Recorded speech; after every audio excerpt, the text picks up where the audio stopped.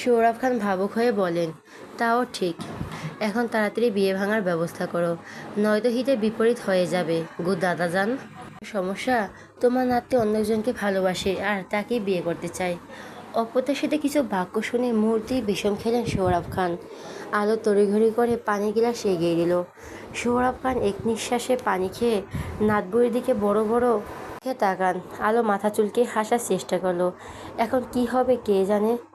সৌরভ খান কিছুক্ষণ পর থ মেরে বসে থেকে ছোট বৌমার উদ্দেশ্যে বললেন, এত তাড়াহুড়ো করছো কেন?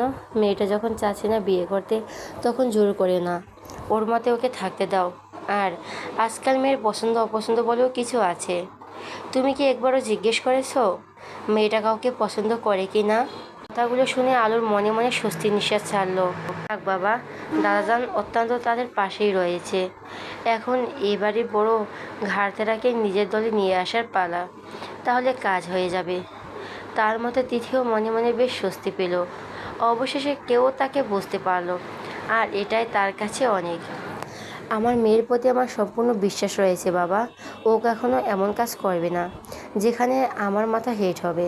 আর পছন্দের কথা যদি বলেন, তাহলে ওর জন্য অনিমেষ একদম পারফেক্ট। ছেলেটার সব দিক দিয়েই থেকে আমাদের বাড়ির একমাত্র মেয়ে জামাই হওয়ার যোগ্যতা রাখে। আর আমি তো এখন বিয়ে দিতে চাচ্ছি না, শুধু এঙ্গেজমেন্ট করিয়ে রাখতে চাচ্ছি। এতে সমস্যা কোথায়?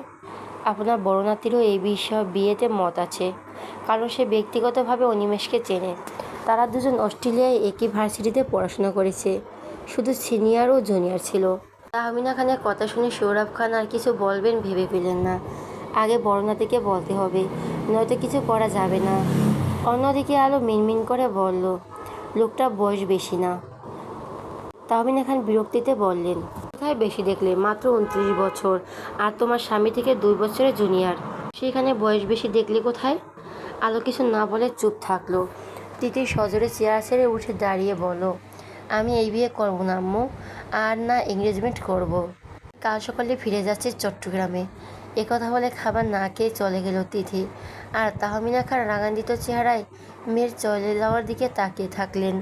আজ অফিসে একজনের সাথে রাতের বেশ ঝামেলা হয়েছে। সে মূলত লাঞ্চের জন্য ক্যান্টিনে এসেছিল।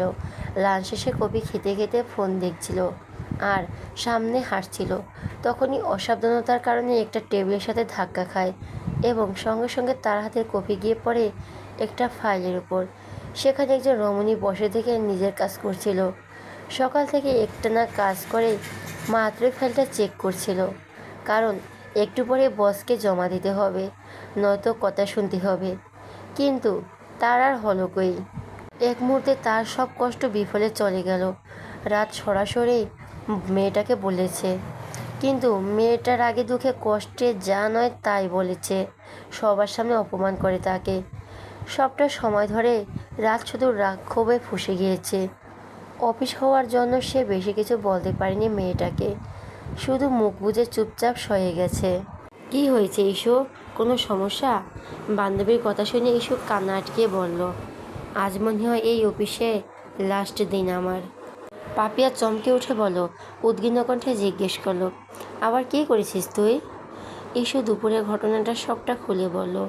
সব কিছু শুনে নিজের কপাল চেপে ধরে পাপিয়া অস্পষ্ট স্বরে বলল, স্যার তোকে শেষবারের মতো একটা সুযোগ দিয়েছিল, অথচ এটাও গেল।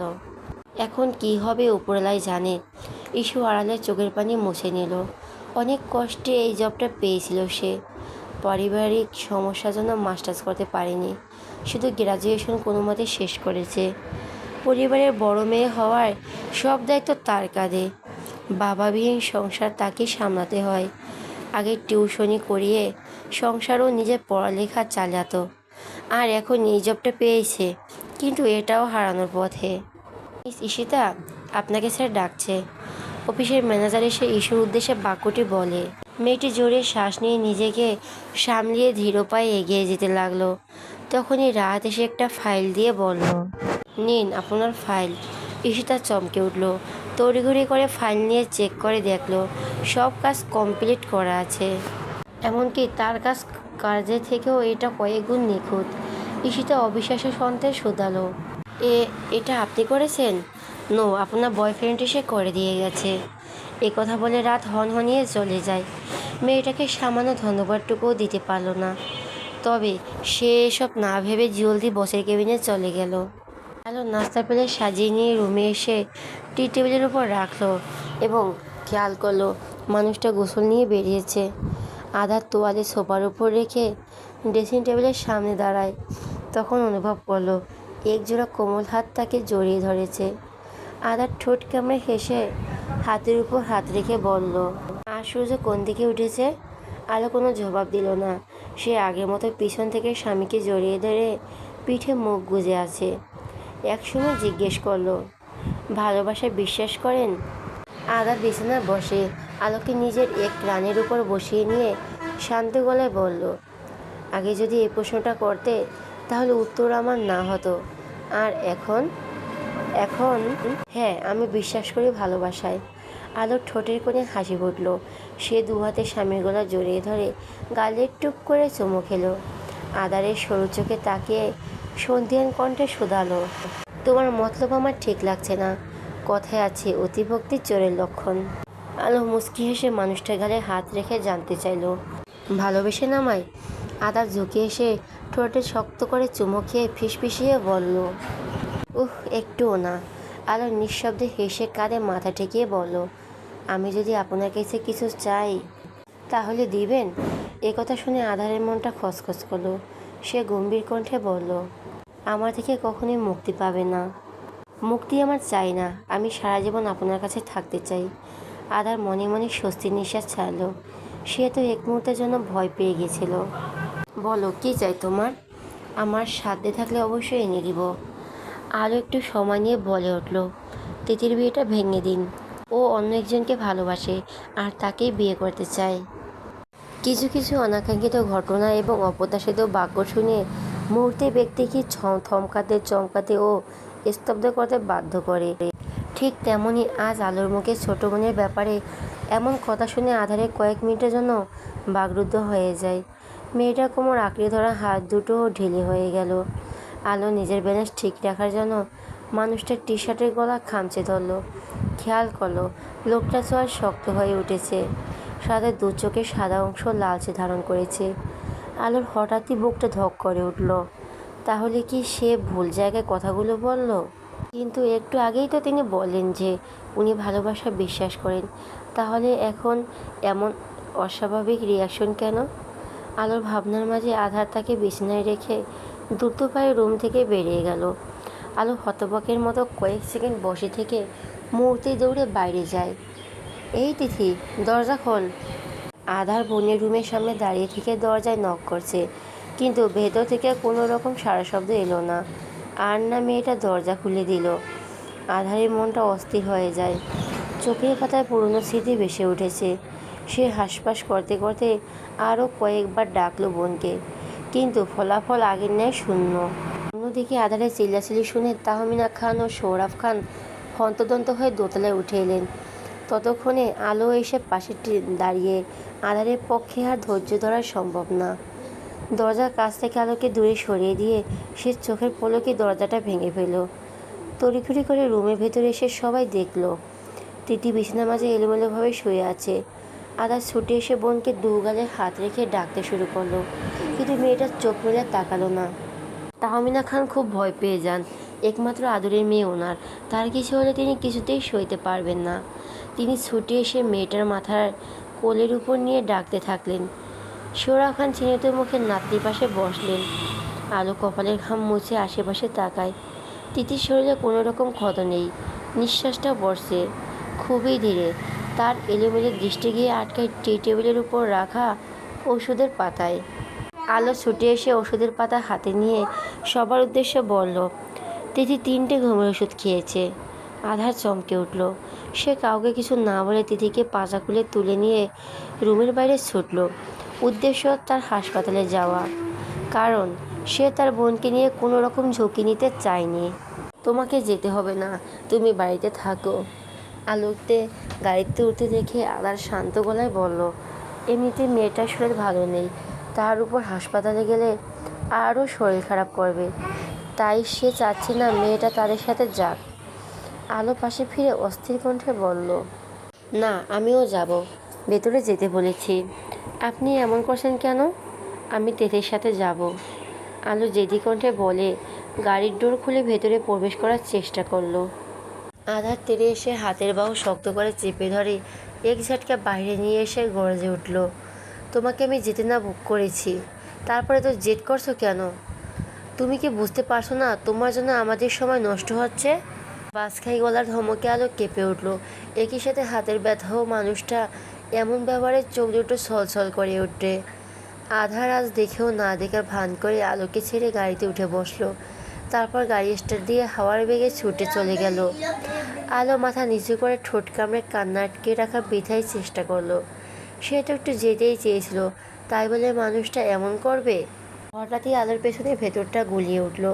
সে এক হাতে মুখ চেপে ধরে বাড়ির ভেতরে ছুটে যায়। কোনো মতে রুমে এসে ওয়াশরুমে গিয়ে বমি করতে লাগলো। মেয়েটার শরীর ধীরে ধীরে ক্লান্ত হয়ে গেল। সে মুখ ধুয়ে এক হাতে মাথা ও আরেক হাতে নিজের পেট চেপে ধরে চোখ বুজে দেওয়ালের সাথে হেলান দিয়ে দাঁড়িয়ে রইল। মাথাটা তার হালকা ঘুরছে।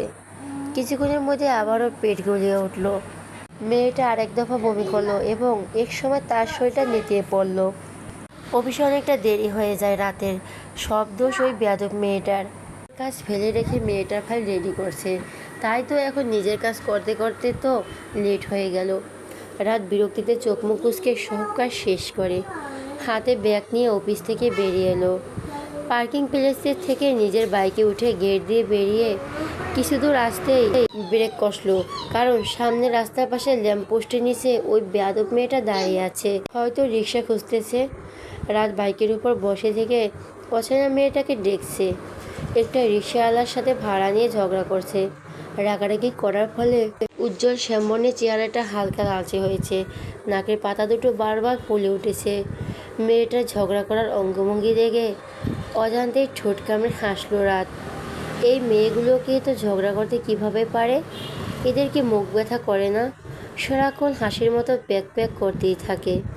নিজের ভাবনার মাঝে খেয়াল করলো মেয়েটা বকাবকি শুনে রিক্সাওয়ালা চলে গিয়েছে। রাত দীর্ঘশ্বাস ছেড়ে বাইক নিয়ে মেয়েটার সামনে থামলো। মাথায় হেলমেট পরে থাকার জন্য ঈশিতা প্রথমে চিনতে পারল না। যখন যুবকের সর্বাঙ্গ নজর বুলিয়ে নিল তখনই চিনতে পারে এই ব্যক্তিকে। সামান্য কয়েকটা টাকার জন্য রাস্তায় দাঁড়িয়ে থেকে ঝগড়া করছেন মিস? রাতের কথা শুনে ঈশিতা তাচ্ছিল্যের সুরে বলল, বড়লোকের ছেলেরা কি বুঝবে টাকার মূল্য? তারা তো দু হাতে টাকা উড়ায়। মেয়েটার বলা কথাগুলো রাতের বড্ড গায়ে লাগলো, কারণ সে এতগুলো বছর ধরে বড় ভাইয়ের টাকা নষ্ট করে এসেছে, আকপাস কিছুই ভাবিনি। অথচ সে এখন একটু হলেও উপলব্ধি করতে পারছে টাকা কামানো কতটা কষ্টের। রাত নিজেকে সামলিয়ে হেলমেট খুলে শান্ত গলায় বলল, লিফটের প্রয়োজন। থ্যাঙ্কস, বাট আমার লিফটের প্রয়োজন নেই, আমি চলে যেতে পারবো। Okay fine. একথা বলে রাত পুনরায় হেলমেট পরে বাইকের চাবি ঘুরিয়ে স্টার্ট দিতে বাতাসে চিলে ছুড়ে চলে যায়। ঈশিতা কিছুক্ষণ অপেক্ষা করে সামনে হাঁটতে শুরু করলো। ওই রাস্তাটা শুনশান হওয়ায় তেমন গাড়ি ঘোড়া পাওয়া যায় না। ঈশিতা আনমনে হাঁটতে হাঁটতে খেয়াল করলো সামনে থেকে একটা রিক্সা আসছে এবং এসে সোজা তার সামনেই থামলো। ঈশিতা নিজের ঠিকানা বলে জিজ্ঞেস করলো যাবে কিনা। লোকটার সাথে সাথে হ্যাঁ বললেন এবং এটাও জানালেন সে যা ভাড়া দিবে ওইটাই নিবে। এতে সে তার মনে খটকা লাগে। এই লোকটার আবার কোনো খারাপ মতলব নেই তো? দেখে তো তেমন কিছু মনে হচ্ছে না, কিন্তু তার মন বলছে কিছু একটা গন্ডগোল আছে। তাই সে সরাসরি নাচক করে দিল, যাবে না ওই রিকশায়। লোকটা হয়তো মেয়েটার সন্দেহ বুঝতে পারছেন, তাই তিনি হেসে বলেন, ভয় পাবেন না, আমি খারাপ লোক নই। আর আপনাকে সুস্থ অবস্থায় বাড়িতে পৌঁছে দেওয়ার জন্যই আমাকে একজন পাঠিয়েছে। তার কথা শুনে ঈশিতার পা জোড়া স্রোত হয়ে যায়। সে চমকে উঠে পিছনে ফিরে অবাক কণ্ঠে জিজ্ঞেস করলো, কে সেই ব্যক্তি? সেটাও তো বলতে পারবে না, এখন শুধু আপনাকে আপনার বাড়িতে পৌঁছে দেওয়ার দায়িত্ব আমার। ঈশিতা দ্বিধায় পড়ে গেল। সে এখন কি করবে না করবে ভাবতে ভাবতেই উঠে পড়ল রিকশায়। এরপর যা হবে দেখা যাবে। তার কথা মতো একদম লোকটা একটা পুরাতন বিল্ডিংয়ের সামনে রাখলো। ঈশিতা মনে মনে স্বস্তি নিঃশ্বাস ছেড়ে নেমে পড়ল। ভাড়া দেওয়ার সময় লোকটা বললেন, উনি আগে ভাড়া দিয়ে দিয়েছেন, আপনার আর দিতে হবে না। একথা বলে লোকটা রিকশা নিয়ে চলে গেলেন। আর ঈশিতা হতভম্বের মতো দাঁড়িয়ে রইল। মনে মনে ভাবতে লাগলো, এই অচেনা শুভাকাঙ্ক্ষী। পরের দিন সকালে হাসপাতাল থেকে তিথিকে নিয়ে খান বাড়িতে ফিরল আধার। রাতেই তাহমিনা খান ও সৌরভ খানকে বাড়িতে পাঠিয়ে দিয়েছিল। শুধু শুধু হাসপাতালে থেকে শরীর খারাপ করার কোনো মানেই হয় না। তার উপর মেয়েটাও একা বাড়িতে রাখতে চায়নি, বিশেষ করে ছোটো ভাইয়ের জন্য। তাই সে নিজে আসতে না পারলেও তাদেরকে বুঝিয়ে সুঝিয়ে পাঠিয়ে দেয়। দিদি এখন কিছুটা সুস্থ আছে। ওষুধগুলো খুব বেশি ইফেক্ট ফেলতে পারেনি তার শরীরে, কারণ আধার সঠিক সময়ে হাসপাতালে নিয়ে গিয়েছে। তারপর ডাক্তার স্টোমাক ওয়াশ করে প্রাথমিক চিকিৎসা দিয়ে জ্ঞান ফিরে আনেন। পুরো একটা রাত নির্ঘুম কাটিয়ে আধার বড় বড় পা ফেলে নিজের রুমে এলো। রাতে মেয়েটাকে অনেকবার কল দিয়েছিল, এমনকি এসএমএসও করেছিল, কিন্তু মেয়েটা কোনো রেসপন্স করেনি। আর না কল ধরেছে। হয়তো তখনকার ঘটনা নিয়ে অভিমান করে আছে। আধার জোরে শ্বাস ফেলে রুমে এসে দেখে আলো পুতুল চেপে ধরে গুটিসুটি মেরে ঘুমিয়ে আছে। তার আশেপাশে টোনাটুনিও শুয়ে আছে। আধার অপলক নয়নে মেয়েটার ঘুমন্ত কিউট চেহারা দিকে তাকিয়ে থাকলো। কাছে আসতে চেয়েও কিছু একটা ভেবে এলো না। এখন তার গোসল নেওয়ার প্রয়োজন, কারণ হাসপাতালে থেকে এসেছে। আর এই শরীরে মেয়েটার কাছে যাওয়া যাবে না। তাই সে আলমারি থেকে জামা কাপড় নিয়ে দ্রুত ওয়াশরুমে চলে গেল। ঘুমের ঘরে নরম ঠোঁটের স্পর্শ পেয়ে আলো মৃদুস্বরে গোঙালো। চোখে মুখে গরম নিশে আসতে পথেই বেডের সজা হলো, কিন্তু পুরোপুরি ঘুম ছুটে গেল না। হঠাৎই তার মনে হলো বাড়িতে আদার স্যার নেই। তাহলে তাকে কে এইভাবে চুমু খাচ্ছে? তার মানে এটা ওই পেলে বয় নয় তো? ব্যাস, আলোর সব ঘুম মুহূর্তেই উবে গেল। একই সাথে রুমের পিনপিনি নীরবতা ভাঙল এক জোড়া থাপ্পড়ের শব্দে। আপনি? আলোর কণ্ঠস্বর কেঁপে উঠল। সে ভয়ে ভয়ে সামান্য ব্যক্তির দিকে তাকিয়ে বারবার শুকনো ঢোক গিলছে। এত বড় একটা ভুল কিভাবে করতে পারলো সে? একবার তো চোখ মেলে তাকিয়ে দেখা উচিত ছিল, তাহলে হয়তো এই সর্বনাশটা ঘটতো না। অন্যদিকে আধার নিজের বাম গালে হাত রেখে স্তব্ধ হয়ে আছে। তার চোখের দৃষ্টির সামনে বসে থেকে ভয়ে কাঁপতে থাকা রমণীর পানে এই প্রথম বইয়ের নরম হাতের গরম থাপ্পড় খেয়ে সে বাকরুদ্ধ, হতভম্ব, হতবাক, আহাম্মক, হতবিলম্ব ইত্যাদি ইত্যাদি সব কিছুই হয়ে থ মেরে বসে আছে। সে এতটাই শখ যে নিজের ভাষা হারিয়ে ফেলেছে। সরি, আমি ইচ্ছে করে এমনটা আলো বাকি কথাগুলো আর বলতে পারল না, কারণ লোকটা উঠে চলে গিয়েছে বাইরে। আলো ছলছল চোখে নিজের ডান হাতের দিকে তাকায়। এই হাতটা দিয়ে কিনা তার সেই প্রিয় মানুষটিকে আঘাত করেছে। উনি নিশ্চয়ই মনে মনে খুব কষ্ট পেয়েছেন। সে এটা কিভাবে করতে পারলো? কিভাবে? তাহমিনা খান নিজ হাতে মেয়েকে হালকা পাতলা নাস্তা করিয়ে দিয়ে ওষুধ খাইয়ে দিলেন। তিনি মেয়ের মাথায় হাত বুলিয়ে দিতে দিতে ধরা গলায় বললেন, এর উপরে তো অভিমান তোমার? তিথি কিছু বলতে যাবে, তখনই তার গায়ে পুরুষলীয় হাতের থাপ্পড় পড়ল। মেয়েটি ছিটকে বিছানায় আছড়ে পড়ে। আমিনা খান চমকে উঠে মেয়েকে আগলে নিয়ে চিল্লিয়ে উঠল, রাতের চেহারা অসম্ভব রকমের লাল হয়ে আছে। সে রাতে কিছু জানতে না পারলেও সকালে সবটাই জেনেছে। তারপর শরীরের রক্ত মাথায় অবধি উঠে গেছে। রাত রাগে দাঁতে দাঁত চেপে বলল, একে এই করতে চট্টগ্রামে পাঠিয়েছিলে। রাতে যদি ভাই সঠিক সময় ওকে হাসপাতালে না নিয়ে যেত, তাহলে কী ঘটতে পারত? একবারও সেটা ভেবে দেখেছো? তিতিমাকে জড়িয়ে ধরে শব্দ করে কাঁদছে। তাহমিনা খান মেয়ের মাথায় হাত বুলিয়ে দিতে দিতে গম্ভীর কণ্ঠে ছেলের উদ্দেশ্যে বললেন, তুই এভাবে মারবি অসুস্থ মেয়েটাকে? মারবো, 1000বার মারবো। ওর নাম খুব মরার শখ। আজ না হয় এটা আমি নিজ হাতে পূরণ করব।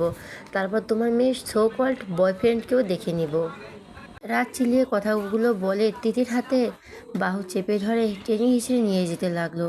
কত বড় সাহস মেয়েটার! আর কোনো কারো জন্য নিজের জীবন দিতে চেয়েছিল। রাত! বড় ভাইয়ের গম্ভীর কণ্ঠস্বর শুনে রাত থেমে গেল।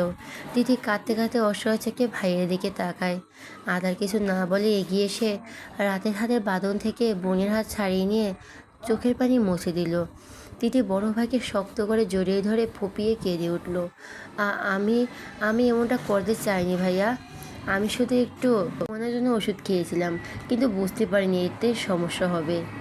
আধার বোনের মাথায় হাত বুলিয়ে দিতে আস্তে ধীরে নিচে নেমে এলো এবং তিতিকে সোফায় বসিয়ে দিয়ে সে সামনে হাঁটু ভেঙে বসলো।